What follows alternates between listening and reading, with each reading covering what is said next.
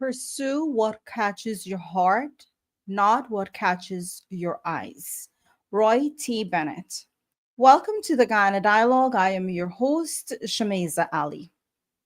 Our topic tonight is Dr. Cheddi Jagan's role in promoting a National Front Guyana in the 1970s and beyond. And are his ideas on NFG still relevant to the current political landscape?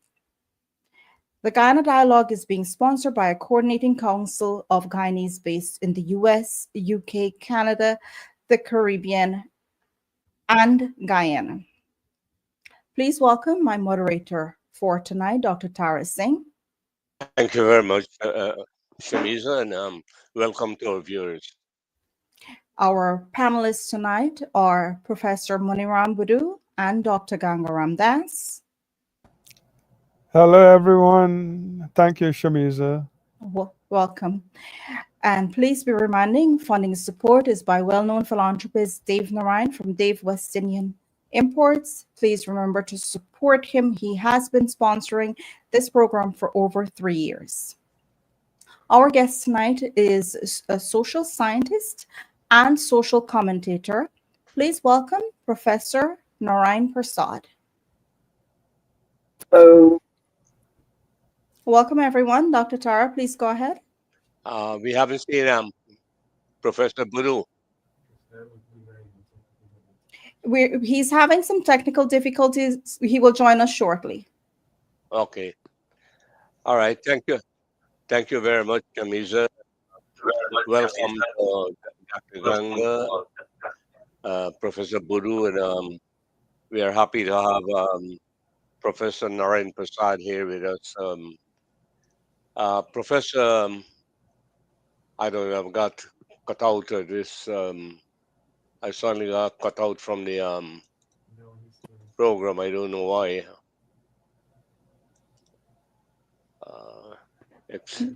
Dr. Tara, we can see everyone so far. I got cut out. Anyhow, yeah, Professor.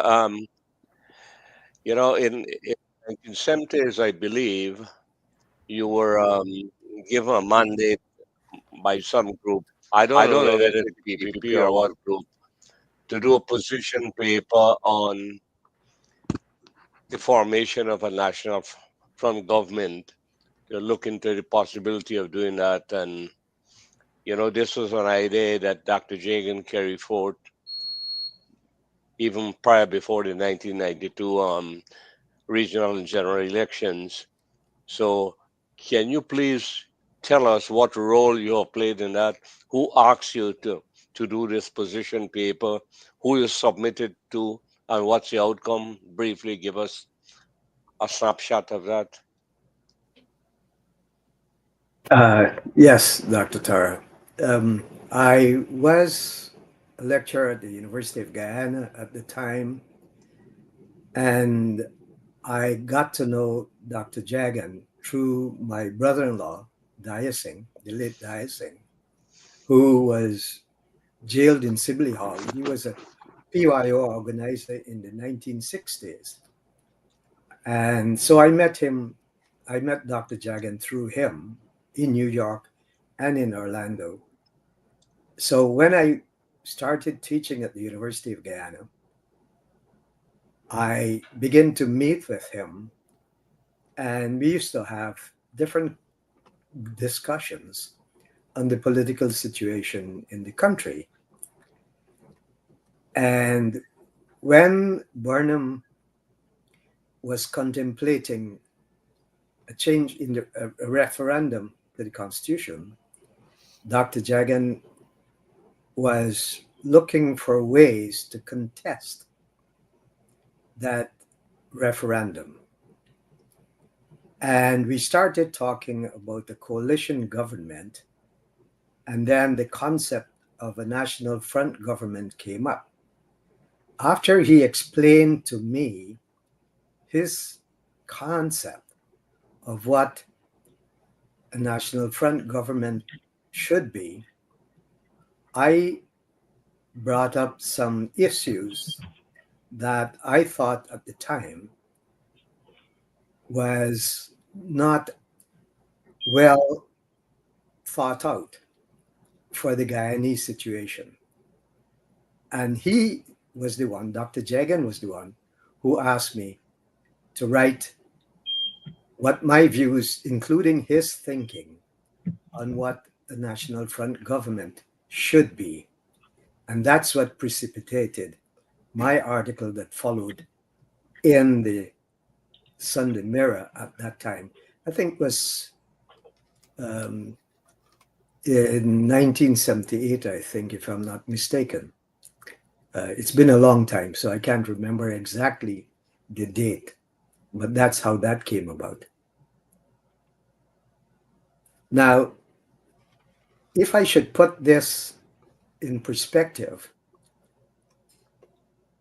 we have to let the listener understand the evolution of this concept and the difference between the different formations, the different governmental formations that will enable the average listener to follow what we are going to talk about tonight, which is the National Front government. It is different from a coalition government because the coalition government is when two or more parties come together and they have an agreement on how to govern the country. This is possible because no one party has a majority of votes or seats. So when this happens, two or more parties can come together to form the government. However, in the formation of such a government, we have to keep in mind what the party's ideology and what their governing structure would like to be. Because whenever parties contest an election in any country, and Guyana is one a little bit more complex, even though it is a small country, it is a little bit more complex in terms of the population composition. That is the kind of people living in the country. So in a coalition government, one of the first things that come into play is power sharing. How do we share power in trying to govern the country? In power sharing, there are certain compromises that parties have to make. The leaders of the party have to make certain compromises. And also, they have to have some kind of agreed position. In the Guyanese case, people would not remember that Cheddi had asked Burnham to form a coalition party, knowing that when they were both together at one time, and Burnham contested the leadership of the PPP. And when he lost, he was ready to break away from the PPP.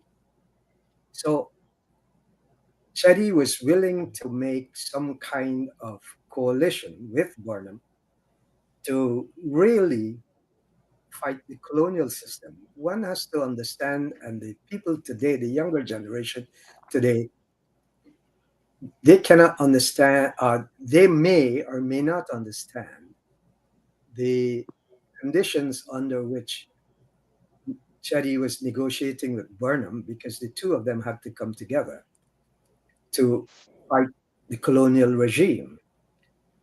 Now, in a colonial government, there are certain problems associated with it. So when Cheddi asked, when we were discussing this in 1977 and 1978, Cheddi's position was, how do we create a unity to bring about changes in Guyana that will uplift the entire country? his whole idea was premised on that concept of uplifting all Guyanese, no matter their ethnicities, their race, or the kind of differences, political differences that they share. So then I asked him, I said, what happens in the case where the two parties have different ideologies and different concepts of developing the country? This is one of the problems of a coalition government, because parties have their own interests, they have their own supporters, and they have their own leadership styles. And because of this, you find that it can be easily exploited by one group or the other if one party has more seats. And people would not remember this, especially the younger generation would not remember. The PNC, when Burnham broke away from Cheddi, he only had 3 seats. Yet Cheddi was willing to compromise with him.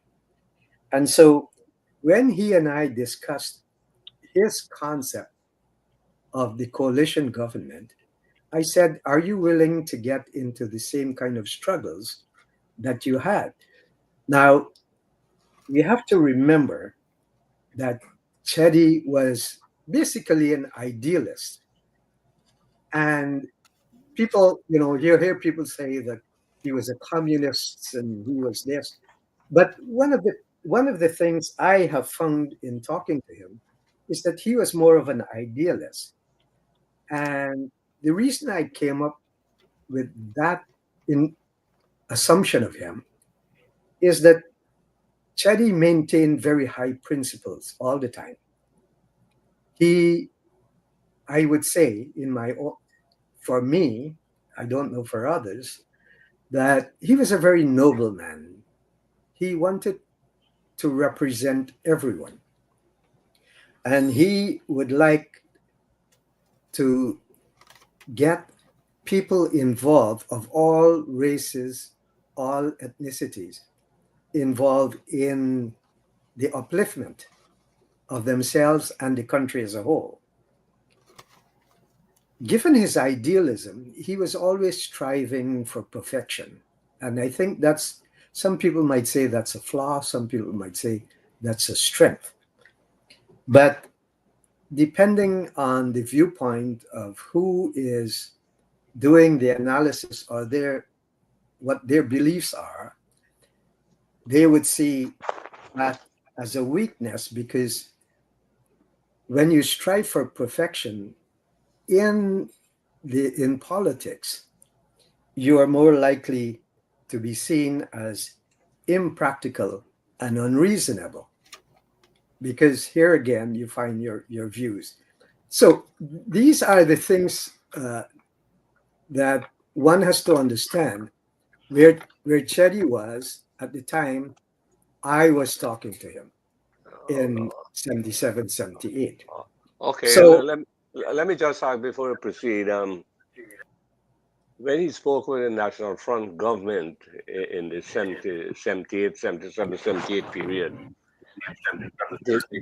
did, yeah, the concept was, would that have included the PNC in that National Front government? Because in the subsequent National Front that he embraced going up to the 1992 election, they excluded the PNC. So can you clarify that?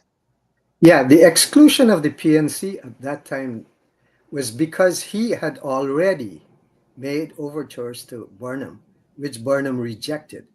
So to answer your question is that the National Front government would not include the PNC because of Burnham's resistance and Burnham's adamance towards such a formation. So Cheddi Jagan had to go outside of the domain of Burnham to establish some form of National Front government. the realization at the time, he still wanted to be inclusive, because if you look at the history of the PPP under Cheddi, he was always welcoming, Afro-Guyanese, Indo-Guyanese, all Guyanese of all persuasion to be a part of the movement that he was the leader of.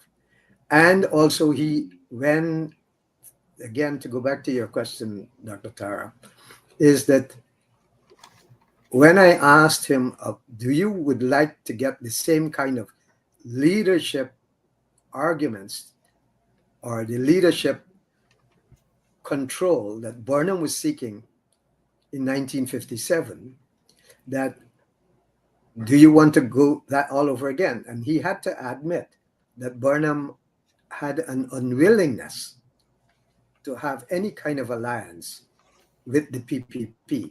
So I guess it is Burnham's rejection that forced Cheddi to exclude the PNC from any form of alliance.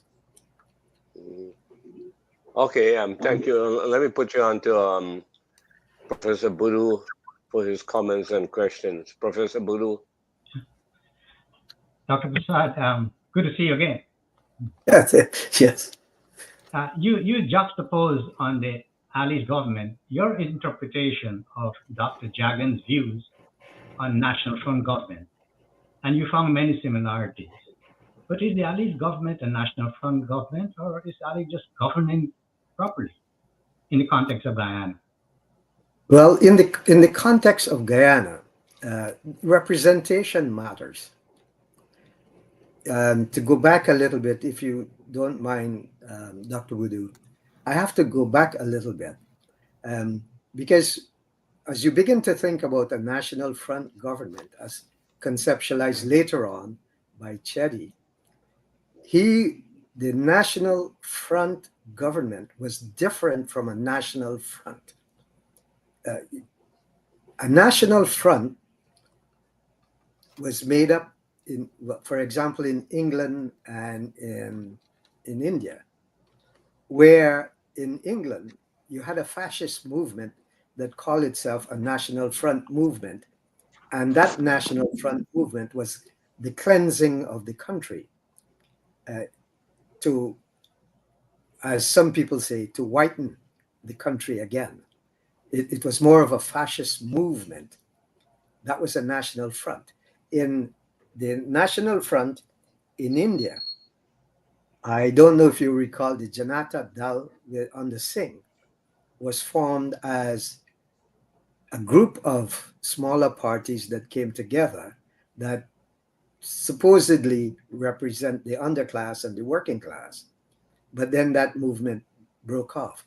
So the National Front should not be confused with a National Front government, which is a government which is governing the nation as a whole for the upliftment of the whole. So if I am to answer your question, is that Guyana is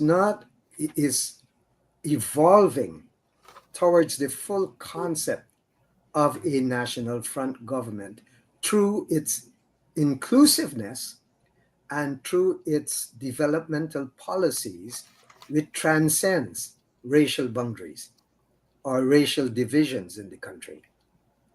And in that situation, they agree with the ideology of Cheddi Jagan that the upliftment of the country as a whole. So I would say that the PPPC government currently, as it is composed, or I say constituted, which it has representation from the different races, but also from people of different ideological background who were once even PNC supporters. Because if to understand that clearly, when the civic portion was formed with the PPP, the civic portion, Cheddi tried to include people who are willing to share in the development of the country. Maybe they didn't share his ideology of what people consider was too socialistic, but to share in the ideology of the development of the country. And that's why people like Haynes and Lawrence and others, D.L. Bishnat and all of them, who were there, part of the civic group, that they were part to formalize this kind of national front. Well, in So, Guyana, to answer your short, okay, the yeah, PPC because does basically what you're saying, a lot of the attributes of a national front government is exhibited by the Ali government. Now, in Guyana, many pundits decry that the two major political parties derive their support from race: Indo-Guyanese for the PPPC and Afro-Guyanese for the PNC and its various incarnations. Is Guyana unique in this politically racial divide, or is this just a natural sense of group identity? No, it is unique in many respects, because if you look at the population structure, in the dominant population structure, they're almost equal. And also that one cannot forget the history of divisiveness, the history which came about because of the colonial domination. So here is the uniqueness where it comes in. If you look at the Caribbean islands, Trinidad came the closest in terms of the Guyanese division of the population. However, Trinidad's history of colonialism is a little bit different from that of Guyana, where you find that different colonizers, were in control of the island, and how they, the kind of importations that they did to bring the country in together. And in Trinidad at one time, it was the Africans who were the dominant group. And in Guyana, which even received its independence later than Trinidad and Jamaica, the British still had control and still was facilitating the kind of divisiveness that these islands didn't quite. And also, one has to remember too that the development of Trinidad was very different, even though they have some equivalency in terms of the population division. Trinidad economic development shoot off because of the discovery of oil. So Guyana is definitely unique in this respect.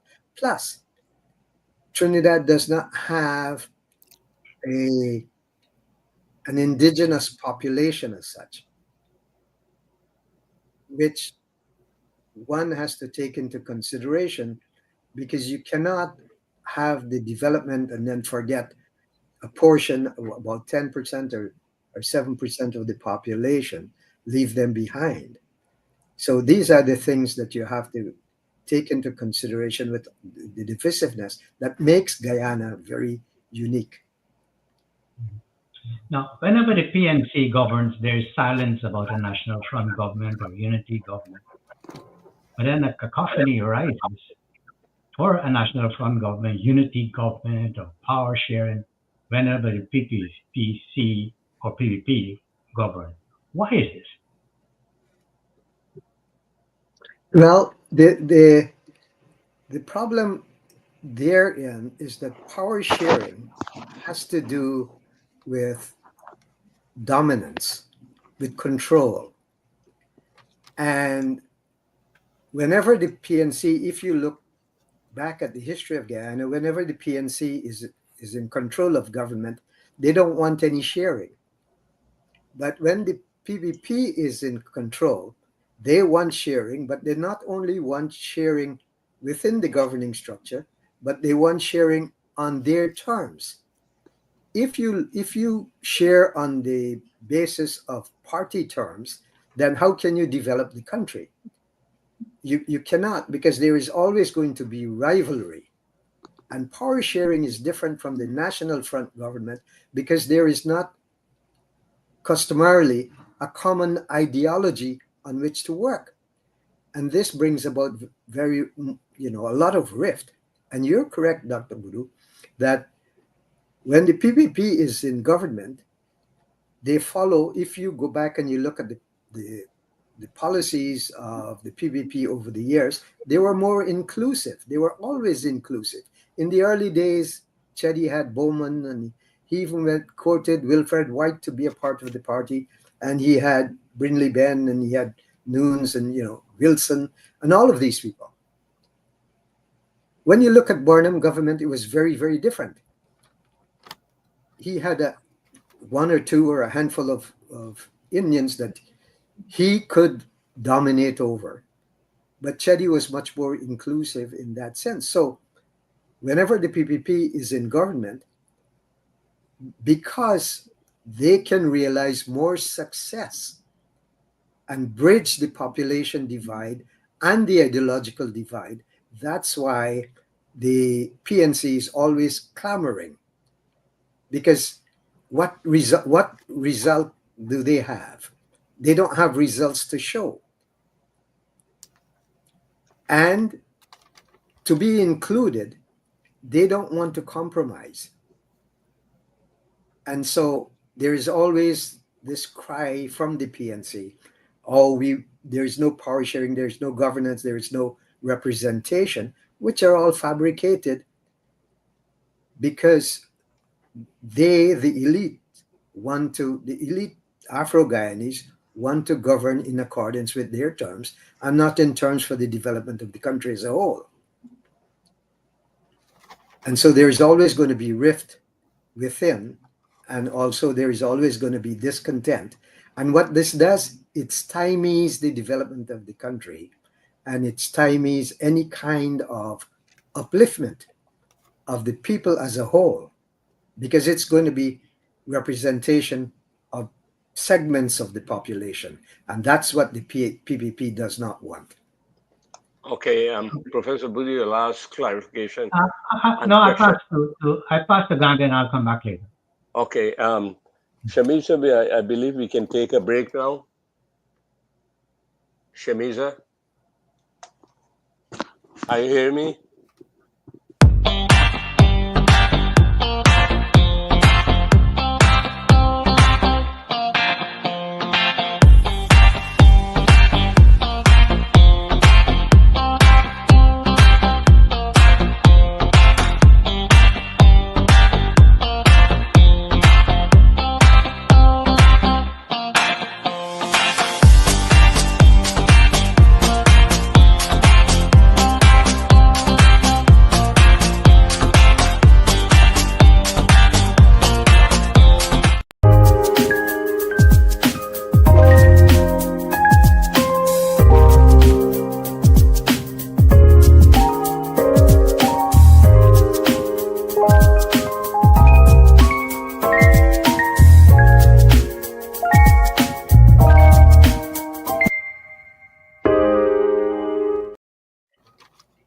Welcome back to the Guyana Dialogue.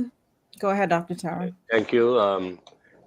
Dr. Ganga, your questions or comments? Thank you, Dr. Tara. Welcome, Dr. Persaud. Nice to see you here. Yeah.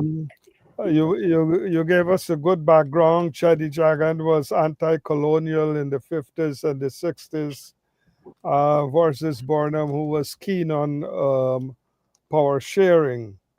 And his concept was just to grab or to have power. The question that I have is, what distinguishes a national front government from a national unity government? What's the criteria basis for those distinctions? It's a shared consensus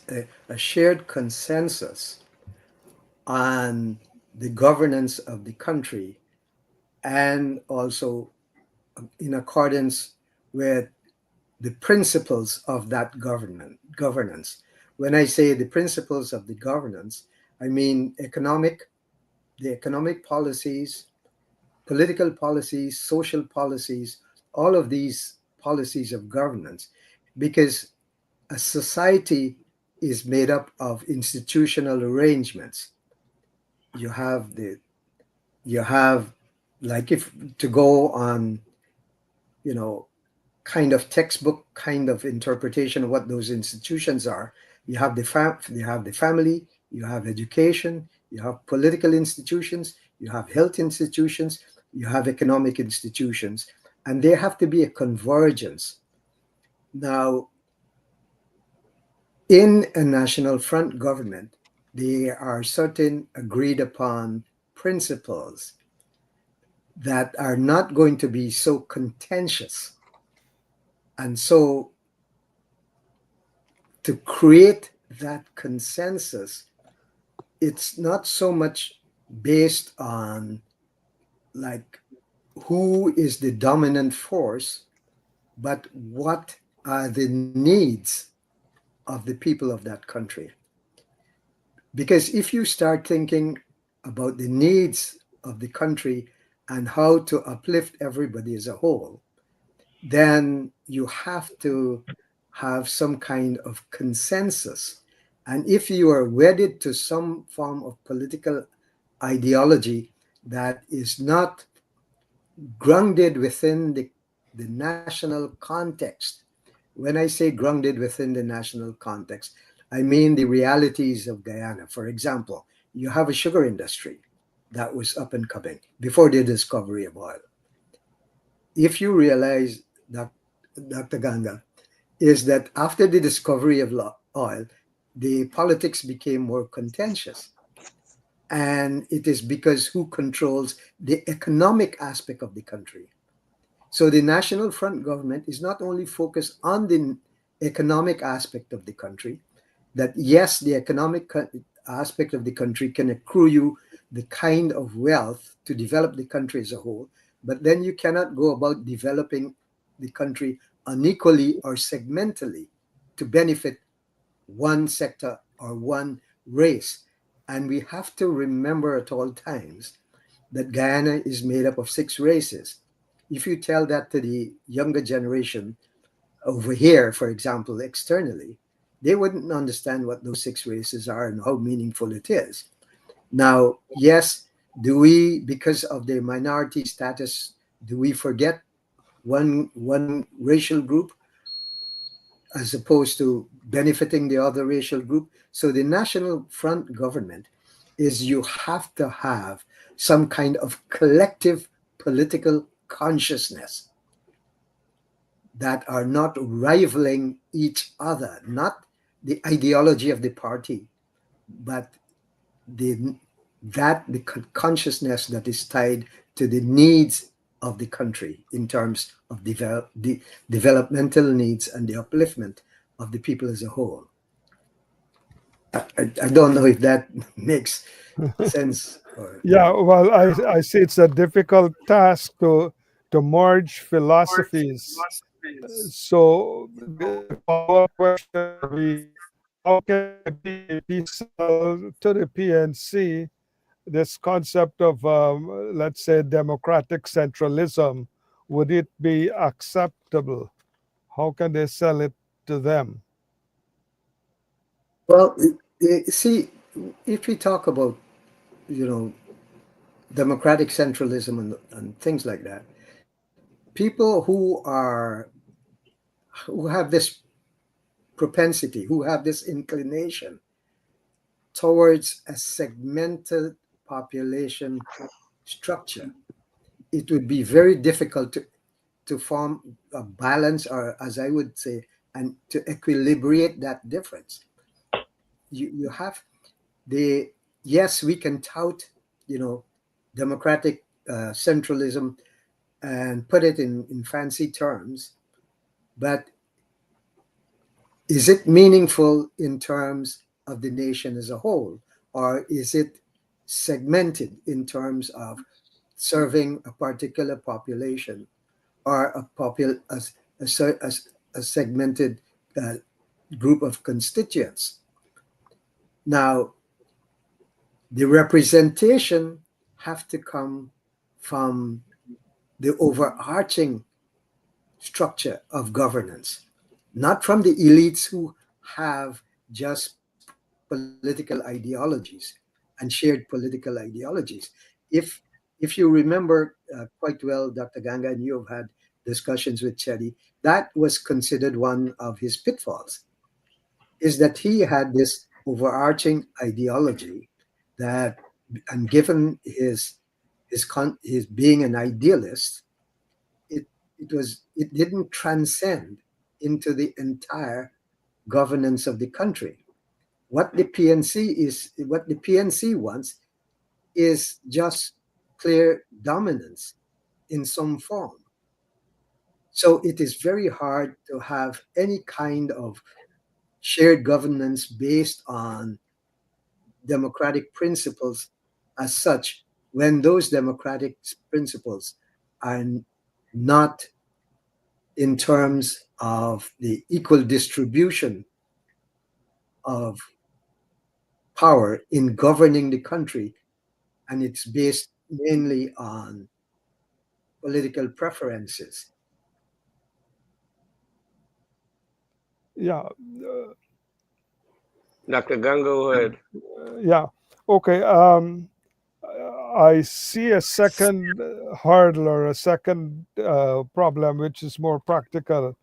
When you look at the PNC, and that means the opposition, their development ideas and or thrust is not clear at all.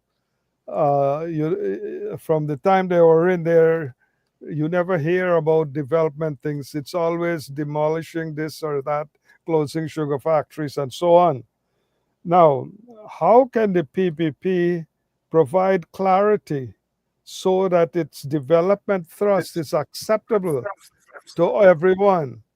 And bearing in mind that in today's political landscape, you have many parties arising. So, how can the PPP provide this clarity or provide this vision? I mean, you can see development in different ways, but would it be acceptable to all in the way it's headed? Well, the in okay, we have to understand that one, the divisions within the country didn't come about overnight. It came about over centuries. One, those divisions cannot be easily bridged. Yes, the tangential parties that you're talking about, if you look at their, if I may use the word manifesto, what their proposals as such, what are they proposing for the country? We cannot forget that it was the minority parties, the APNU AFC regime was a coalition of minority parties that came together to bring about change, and to, with the hope, they use the concept of national front government, because I know that. I've heard them say that, and I was surprised at them. But they have never, national front government was just a word, just terminologies to them. It did not embrace a certain philosophical or political philosophy in terms of how to bring about change and how to unify the population. So yes, you're going to have these tangential groups, and there are many of them coming up today in Guyana. But one has to be careful, is that are they coming up because of the discontent with the policies of the PPP, or the discontent of their inclusion, of their the refusal of the PPP to include them? Now, in terms of the inclusion of policy development of the country, you have to agree on certain principles to begin with. And if your purpose is to elevate yourself, or to be, as some people might say, one of the spoilers, then you will go ahead. Because if you look back at the reality that was in place, coalitions that were formed was not based on any kind of political consensus. Dissensus is easy. Criticisms are easy. But criticisms after the fact, it is in terms of the daily governance. And so, yes, that you have all of these parties or groups that are trying to rival the administration. But what are their discontents? If you look at their discontents, one, they talk about Exxon contracts. Two, some talk about the Afrocentricities. Some talk about transparencies. And they never talk about the inclusiveness, because they can show that the PPPC as it is currently operating is inclusive, but you cannot be inclusive in terms of wanting a dominant role. And you see that in some of the people now who are trying to come up with mini parties.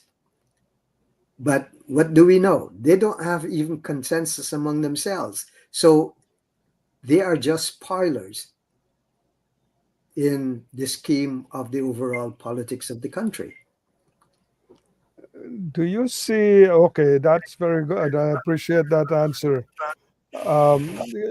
Do you see constitutional changes that could promote inclusive governance and achieve it? Do you see the constitutional change can do that? Well, in every situation, there are room for changes. Every society is a dynamic force.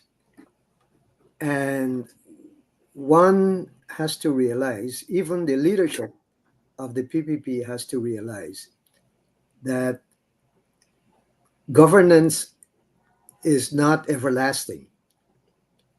It's much more accommodating, but accommodating to the dynamics of the country, the changes that are going on in the country. The way you can do that, the only way you can do that, is to have a constitution which is precise, but at the same time, which is fluid. Because constitutions are evolving. If you look at even here in the United States, when you look at the Constitution, people go back to 1776. And if you read the Federalist Papers, you're going to see that people have different interpretations of it. And they don't want to change. A simple example would be, in the Constitution, it says you can bear arms. And then at that time, they were talking about long guns and muskets. And today you have all these, guns that deliver 200 bullets in split seconds. But that's the thing. A constitution must have the capacity to change. So, Dr. Ganga, you're hitting on something there that is very crucial to the development of any country, that the constitutional changes has to take place, but you have to have some kind of framework. You have to have some kind of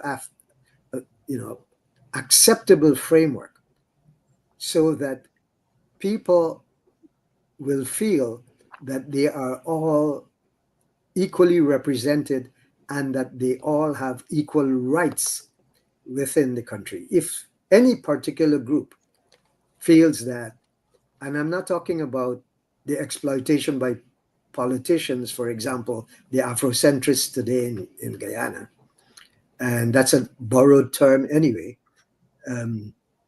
that because of their disenchantment or because of their lust for power, is going to scream at racism and ethnic differences. So the Constitution has to be accommodating to those kinds of irrationalities. I And maybe one of the expressions of it is within the legal domain, within the legal system, so that people's rights and privileges are not violated.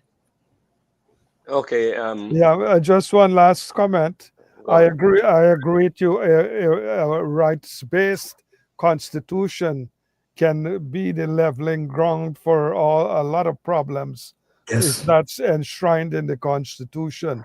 That would give it its fluidity within the old framework that was there. So it's Yeah. clear that more debates are needed on this matter. Okay. A lot, a lot. Let me just make a point about the Constitution. The Attorney General of Guyana states that Guyana has one of the best constitutions in the entire Caribbean. Don't forget, in 2000, Ghana went through a massive reform of its constitution. Over 200 new amendments were made. So it's very updated. Some of the provisions in the Guyana constitution do not appear anywhere else in other Commonwealth or Caribbean countries. So the case for constitutional reform for Guyana is very difficult for one to make. There are only a few things that you can change in the constitution now. While I agree, a constitution could be fluid, but you just cannot change a constitution because it doesn't suit an executive. Steady, they'll come and change it. What judges can do, they can interpret conflicts in the constitution, etc. But that's a different subject.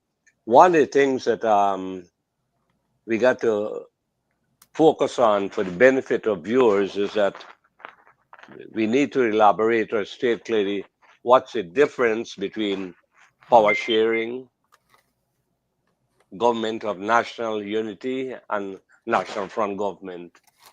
So I know that, Professor, you have been trying to deal with that.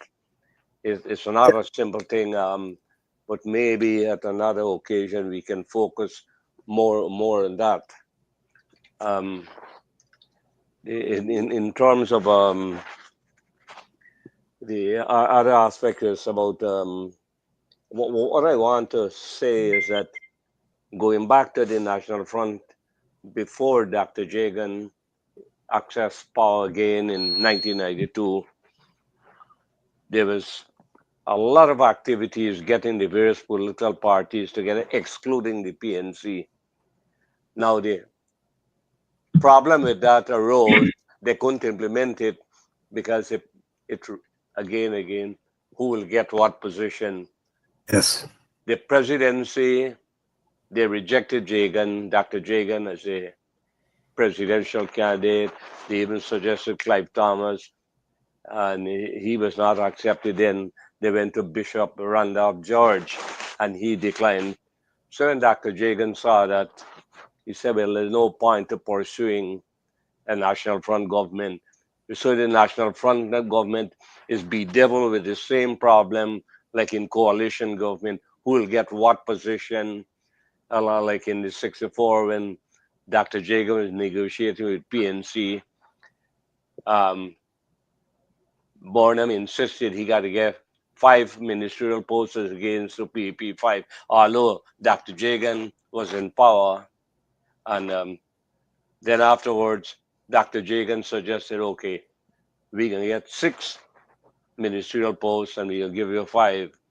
Burnham rejected it and he said, look, in terms of ministry, I want the Minister of Finance and the Minister of Home Affairs. So he was demanding that. And that's the same thing with the National Front government went through the same problem, that they are fixed not with the ideology or the common good, but who will get what. So you want to comment on that? The one thing we have to bear in mind is that the residuals of hate and indifference still exist within the country and is exploited by politicians in the main today.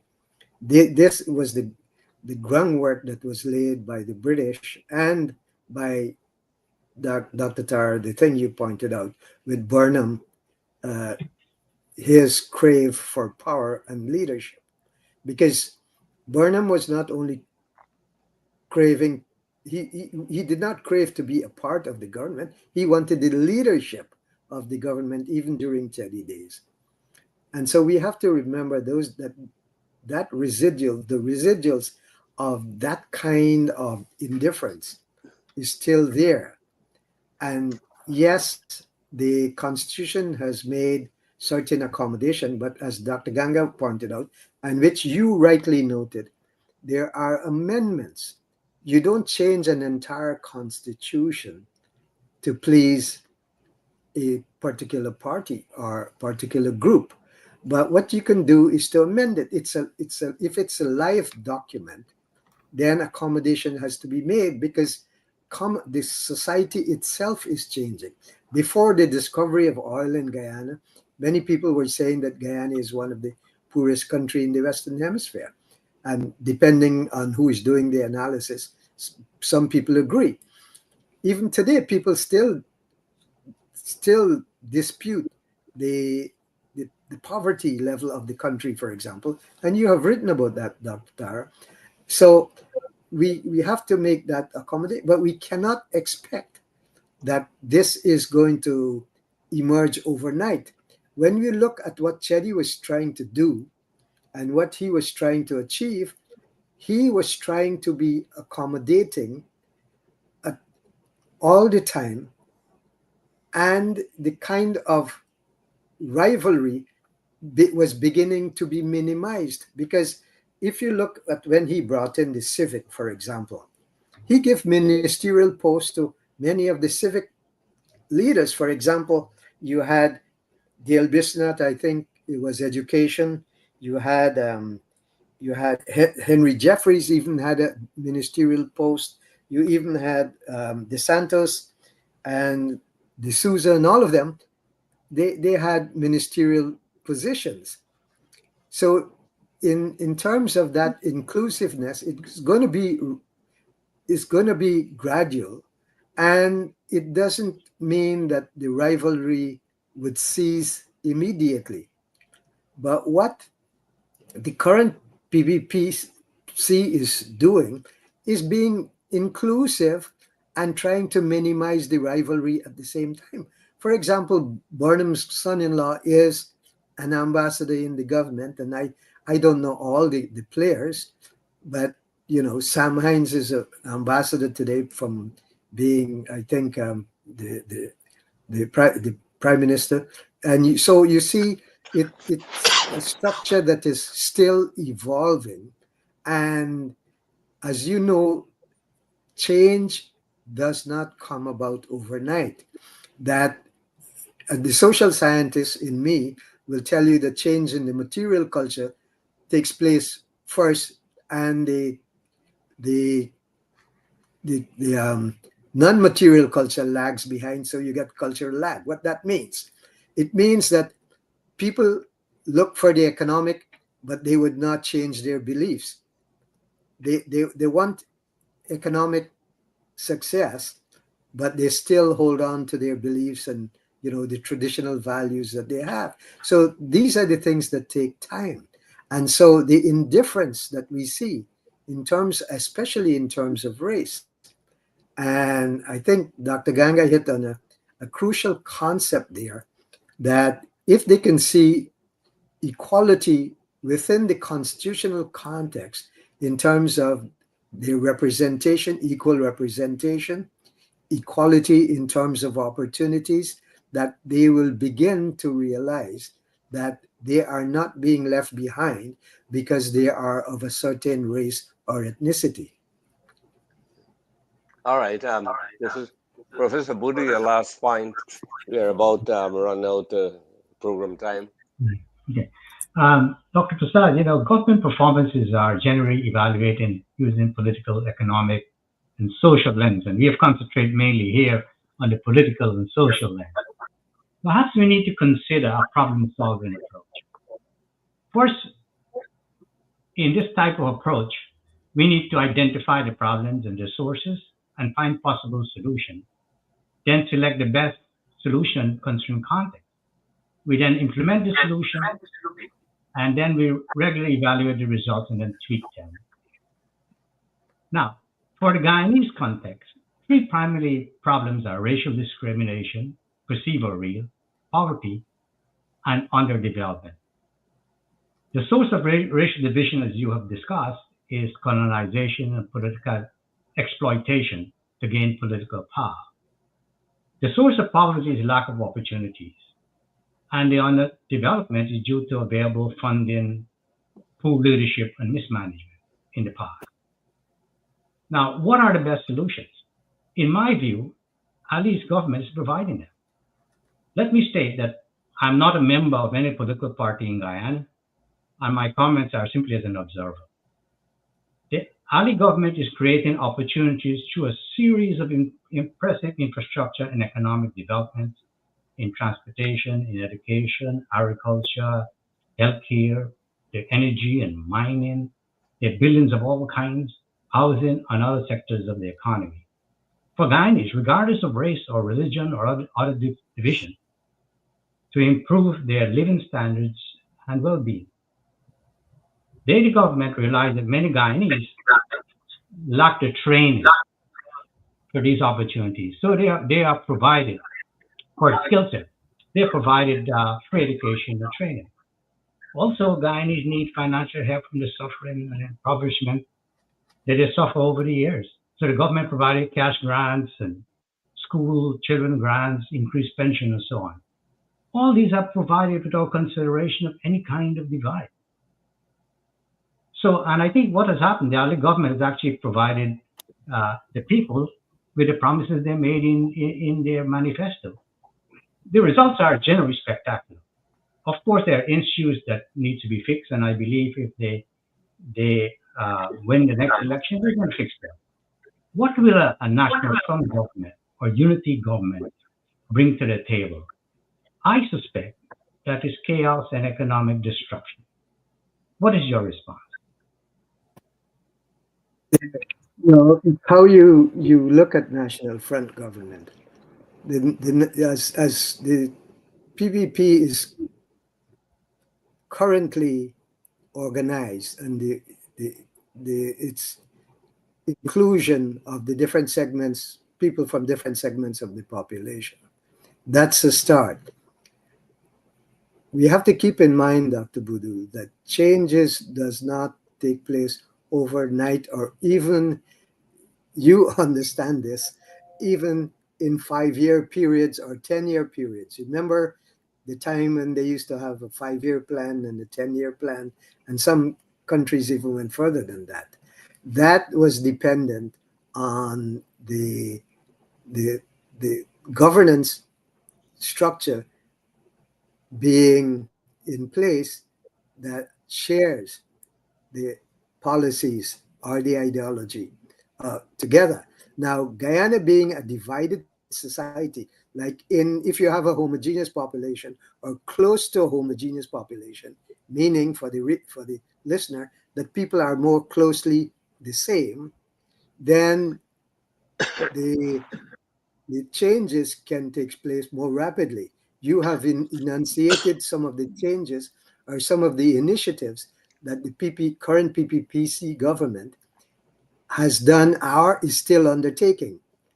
This will not be realized. You have to remember at the time they came into government, the chaos that was there. First, you have to deal with the chaos. Then, secondly, you have to deal with the re-education of the masses. The re-education of the masses is a generational problem. You taught, Dr. Gang taught, and still teach, and we know how difficult it is to really impart the kind of knowledge that is necessary in a vastly developing society such as Guyana. Even in a slow changing society, it's difficult to pass that change where people are of the same you look at some countries over the world that changes took a very long time, and it's in some countries it seems like complete stagnation. At least Guyana is way ahead, and the National Front government is not an impediment to that. It's a facilitator of that by being more accommodating in terms of the leadership or in terms of the visibility of the governing structure. Then the people will see and begin to identify with that structure. If there is no visibility of that structure, then the people would not be able to identify with it. So the National Front government, especially the one with there is a collective political consciousness towards the upliftment of everyone, then people will begin to see that and realize that. But that does not mean that you're not going to have hiccups or what we might say slippages going backwards. In any All right. form of, in any form of development, you might go 2 steps or 3 steps and then slip 1 step backward. So it's still left to be seen. And the only way we can realize that is to see if the PPPC will continue to govern and what trajectories they follow from there. All right. Dr. Ganga, your final comment. Yes, Dr. Persaud has made a very important point there. It is in the last statement that the visibility of government structure could be a leveling instrument. So, in that regard, I would ask, could we institutionalize alternating presidencies so that the different factions and different population segments are satisfied with alternating presidencies? What are your thoughts on that? Well, I don't know if some of you saw Mike Persaud's rebuttal to my argument. Now, when you talk about alternating presidencies, one has to be careful in terms of the leader of what group are you talking about here? Alternating presidencies. Now, indeed, the PPP is seen as being Indian in its orientation. Instead of having alternating presidencies, why not start with co-presidencies, where there is an alliance, and to say that, yes, we have the because it will not work if you think that you can have a black president today and an Indian president the next day. That is not going to work. The perception of ethnicity or race plays an important part, a crucial part.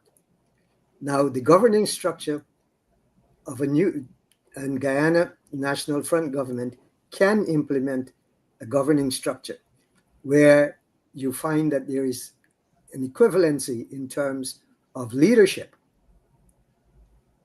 whether you call it in terms of presidency or however it is structured. It's still, because it will be experimental. Don't forget that.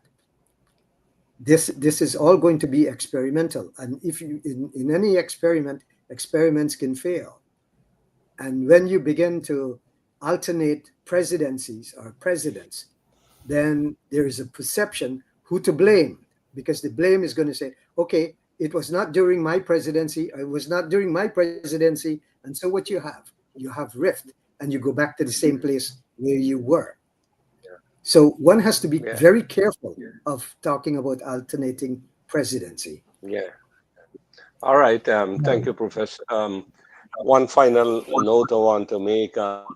We're talking about equality of opportunity is very important, but I just want to caution that equality of opportunity does not lead necessarily to equality of outcome. What is important is the outcome of any opportunity that you get. I can get the same opportunity like you, but the results will be completely different. So that Yeah, you see, I got That's true, Dr. Tara. You can have different outcomes because the opportunities are there. Because I hand you over to Shamiza, and Shamiza will actually make the closing statement. Shamiza, go ahead. Thank you, Dr. Tara. Um, Mr. Narayan Persaud, thank you for being here this evening. We do have a few questions from our viewers, and we'll start off tonight with Razia Hussein. I believe Dr. Buru already answered this question. So she's asking, are these guys all current PPP supporters or mixed with PNC? National Front government is all. They have former PNC. No, she's asking about our panel and our guests tonight. Oh, I am not a member of any party. Okay. Neither am I. Neither am I. I don't hold any party card. None of us are member of any political party. But I've already stated my disclaimer. I do support. Okay, so move on. We have another question from her, and we'll get to it in a little bit. We'd had someone asking about the 6 races, and for anyone that's watching that is not sure, we have Amerindians, Africans, Europeans, Portuguese, Indians, Chinese. I'm not sure if any other races was added to this, so if you know of any, please let us know. Did you list the mixed race? We did not list that as a race. Yeah, well, mixed will be the other one. Okay, so I guess that has increased to 7 races. If PPP is re-elected, how do they plan to curb racism in Guyana? Based on what I'm seeing on social media, it seems to be worse than when I lived there, especially between Indians and Africans. That's a problem of perception, and it's easy to compartmentalize your own perception, how you see things. At the leadership level, at the governance level, you can't see that, and then you can't take sides, or you cannot have a one-dimensional perception. But what is happening is that has to be transmitted onto the population as a whole. And what I think was Dr. Budu pointed this out, that all of these developments that are going on in the country are cross sections in the country. They are not confined to any one particular area based on ethnicity or race. And so it might seem like things are better off, but it depends on where you look. My grandfather used to tell me, if I want to see inside a house, I can't go put my eyes on the peephole and expect to see the entire house. So people have that blinded perception of what is going on, depending on where they stand. Their economic position today might be different from where they were in Guyana, which makes this better. And so you can say that Guyana is worse. But again, you go back to the point that Dr. Tara made, you can have the opportunity, but do you seize that opportunity in terms of your own fulfillment or betterment, as for lack of a better term? Now, this is from Adam, and Adam is saying, how is the PPP being inclusive? The PPP has been always creating an inclusive illusion by window dressing a few Black. The analysis of imperial data shows the opposite. And this is when you were speaking earlier about inclusiveness. Yes, it's easy to, on the outsider, it's easy to talk about window dressing. It's very easy to say that, okay, the PPP is just in being inclusive. But here is the point that I made earlier, which probably the person missed. The civic portion of the PPP, when Jagan included the civic portion, they all had ministerial positions, which are decision making positions. You had Dale Bisnott, Bernard DeSanto, Vibert D'Souza, Sam Hines, George Fong, Henry Jeffries, Henry Jeffrey, all had ministerial portfolio. Hines, I think, was the prime minister at the time. I can't remember what, but today he's ambassador. Would you call these window dressing? You see, it is easy to be a critic from the outside, but when you're inside trying to make decisions, you rely on the people that surround you. And these ministerial portfolio were very instrumental in contributing to the whole of governance within the country. Okay. And this question is from Yellow Purple. Narayan, how might a successful National Front model in Guyana have reshaped regional Caribbean politics or Cold War alignments? Well, I don't think we have reached that level. You know, we are, the alignments with external alignments and what commitments Guyana has. Guyana right now is still struggling with its own internal characteristics and how to resolve problem internally. So when you begin to think of the external alliance in terms of like the national front government is still not formalized. It's still going through some like everybody say, we are not born adults. You grow up into adulthood and into maturity. So just think back.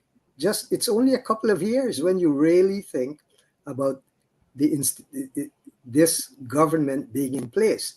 So the evolutionary process, in other words, the growing stages is still there. You still have to grow into maturity. And so it will take time. Now, impatience, yes, we would all like to see it evolve overnight, but that doesn't happen overnight. Thank you. To all of our American friends and family, I do want to take this opportunity to wish them happy Independence Day, 249 years. And like Mr. Narayan Persaud said, we're still growing, right? And so America has had independence for a few years compared to 249 years. We're still growing. It will take time. So with that said, Mr. Narayan Persaud, thank you so much for being here this evening. To our panel, thank you for taking the time to be here. And to all our viewers, thank you for taking the time to be here this evening. Until next time, I am Shamiza Ali, and this is the Guyana Dialogue. Good evening, everyone. Thank Good you. evening.